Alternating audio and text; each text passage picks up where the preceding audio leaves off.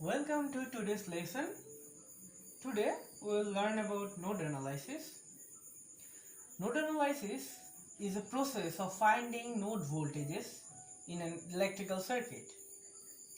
Suppose we are given with a circuit like this one. Using node analysis, we can find all the node voltages of this circuit. Before we proceed on further node analysis process, we will have to know how to find nodes in an electrical circuit. From the definition of node, as we know that node is a contact point of two elements in an electrical circuit. So from that definition, we can say that this is a node, as it is a contact point between this resistor and this source. Again, this is another one. Again, this one, and whole this point is another node. So thus we can find the nodes of an electrical circuit. Let's practice a little more of node findings. Suppose we are given this circuit, we will have to find all the nodes of this circuit. So we can easily find this point and this point comes under a same node. So this is a node. Again, it's a contact point of three elements. So this is another node. Here, this point, this one, and this one.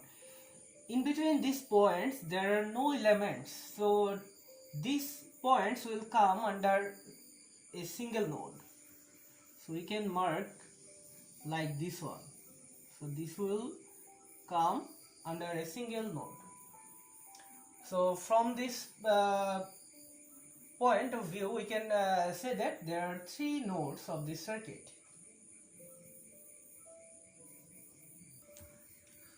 For node analysis, we will have to follow some simple steps. Like first one is node marking, we have done already.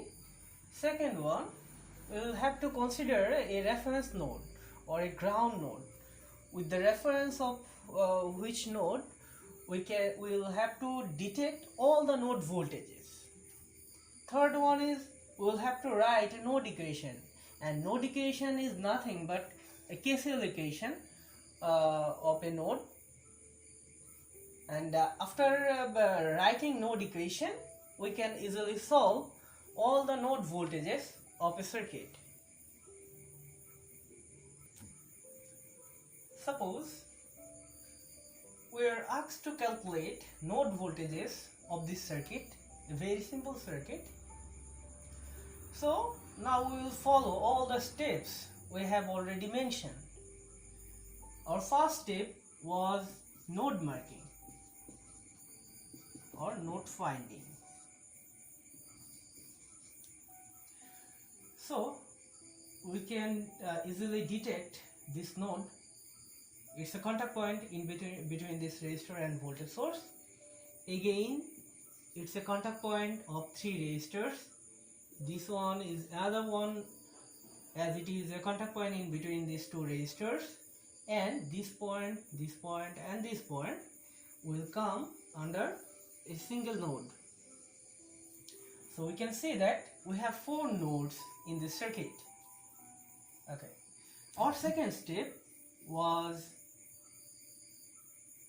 reference node marking.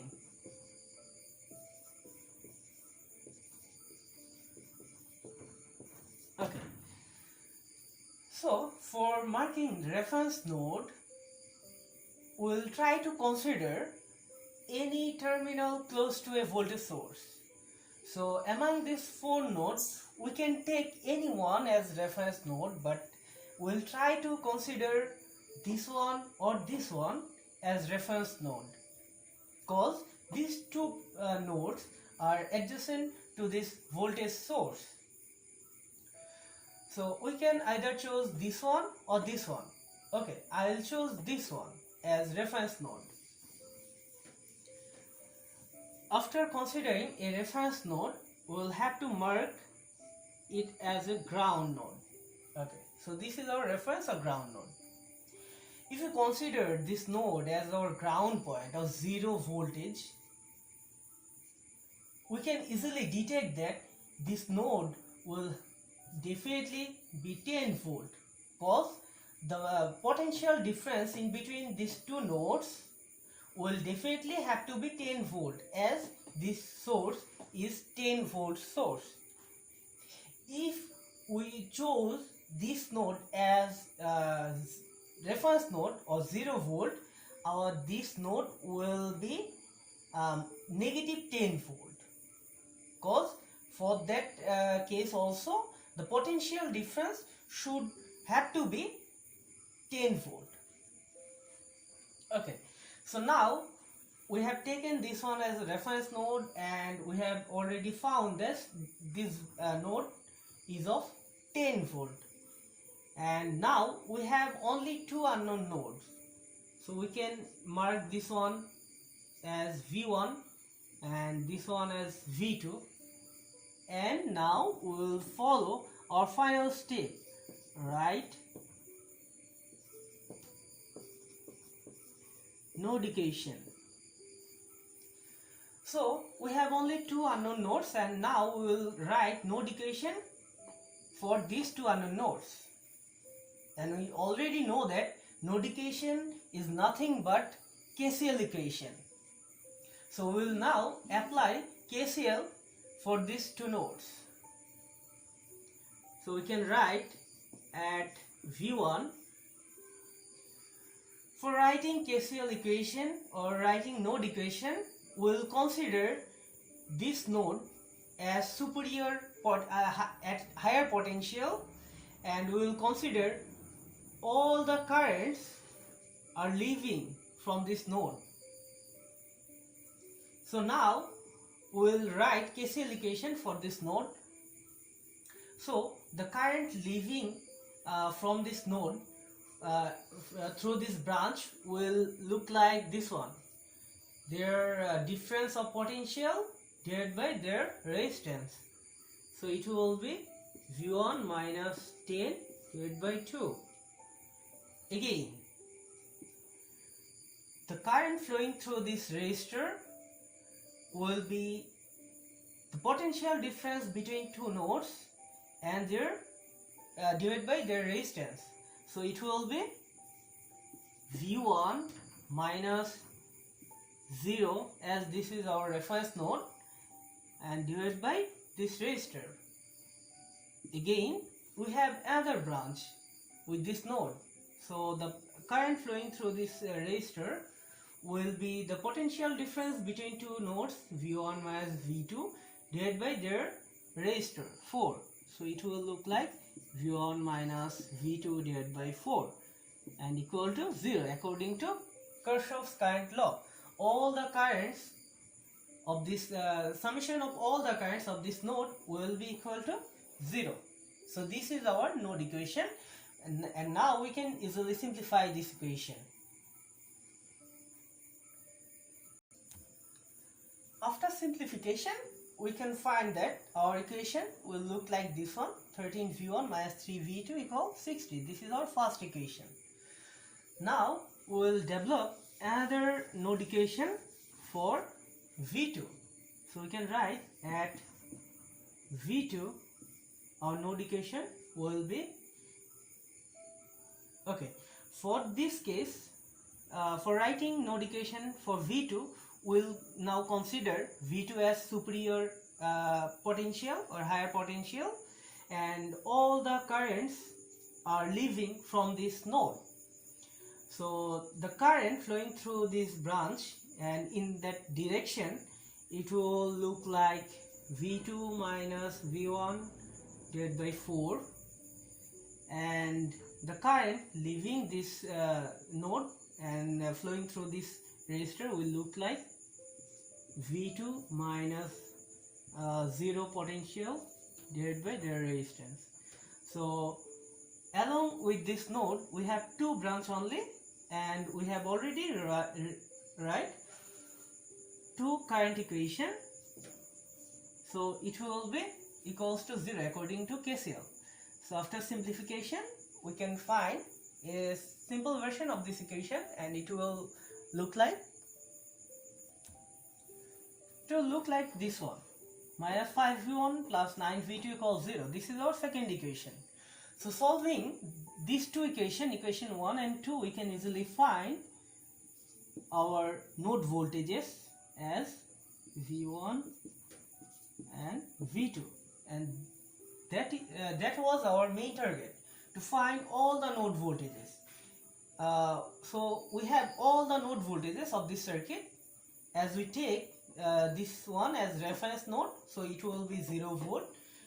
We have already found this node voltage as 10 volt, and now after calculating this whole equations, we can find the voltage of this node V1 and this node V2 accordingly.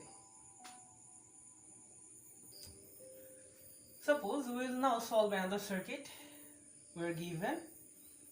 So for this circuit also we will have to find node voltages. So we will follow our previous steps. Our first step was finding nodes. So now we are finding our nodes of this circuit. So we know that this one is a node, this is another node, this is another one, and this is our final one. So we have 4 nodes in this circuit, and we have 2 sources, one voltage source and another current source. Okay. So we have already finished our node findings. Now we will take a reference node. We can take any one as our reference node, but we have already mentioned that if we take a reference node adjacent to a voltage source, it will provide us some advantage, and we can easily find another node voltage directly. So we'll try to take this one or this one as our reference node. Suppose I am considering this node as my reference node, so I can easily detect that this node will be at 15 volt, because the potential difference should have to be 15 volt. Okay. So now we have only 2 unknown nodes. Say this one is V1 and this one is V2. So from KCL equation we can write node equation for V1. I'm writing this one at here at V1. It will look like, I'm considering V1 as a superior node for the first equation. So I'll consider all the currents will leave from this node. So first I'm considering this one. As we have a current source along with this branch, so we can easily find the current flowing through this branch. That will be 2 ampere. Just we will have to detect its direction.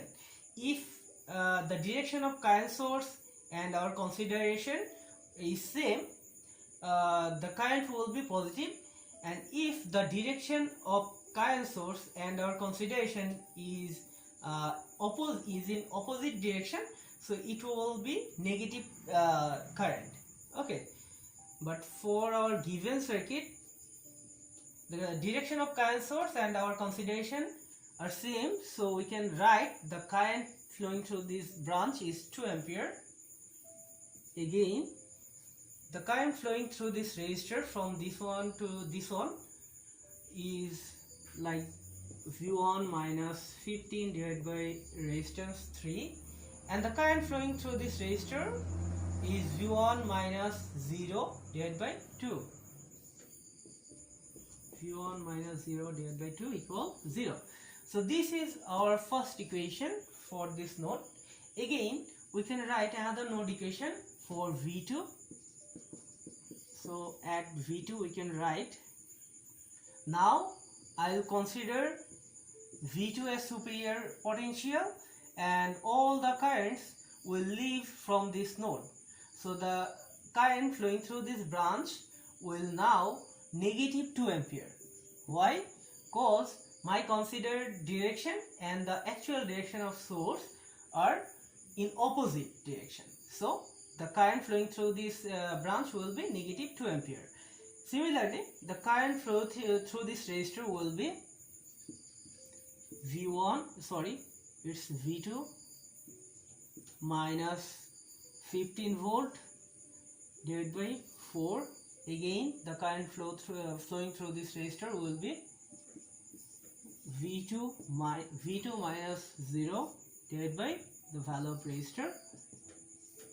So we have already found two equations for these two unknown nodes, and after simplifying these equations we can easily find the values of V1 and V2, and after calculating we can observe all the node voltages for this circuit.